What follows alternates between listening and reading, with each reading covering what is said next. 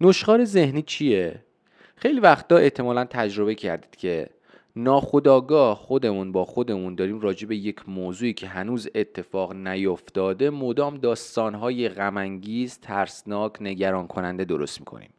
یا اتفاقی که برای ما افتاده و تموم شده رفته رو مدام داریم توی ذهنمون مجدداً باز آفرینی میکنیم اون صحنه رو و بارها و بارها و بارها بهش پر و بال میدیم.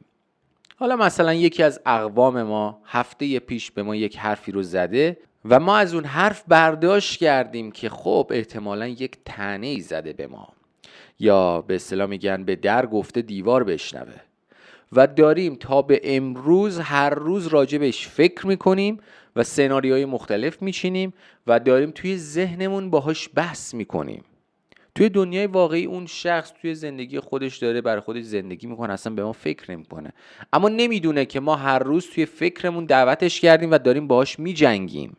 هر روز داریم بهش اثبات میکنیم چرا اشتباهه، اما توی فکرمون، توی ذهنمون.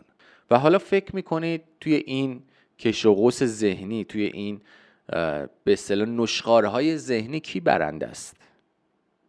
هیچ کس. فقط شما بازنده ای. هیچ برنده ای نداره نشخوار ذهنی. نشخوار ذهنی فقط بازنده داره. به خاطر همینه که هیچ کس توصیه نمیکنه اصلا نشخوار ذهنی داشته باشی، چه برسه به این که بخوای توش برنده بشی. شما حتی اگه برنده بشی توی بحث ذهنیت امروز با اون شخص که یک هفته پیش، یک ماه پیش، یک سال پیش حتی دیدیش و یک اتفاقی افتاد، یک مکالمه با هم داشتید و شما یک برداشتی کردی که فکر کردی مثلا اون شخص داره بهت بی احترامی میکنه یا پاشو از گلیم خودش فراتر گذاشته یا یک کاری انجام داده که شما احساس ناراحتی کردید. اگه نشخوار ذهنی رو بخوای ادامه بدی، حتی میگم شاید 20 سال بعدم همچنان داری توی ذهنت باهاش میجنگی.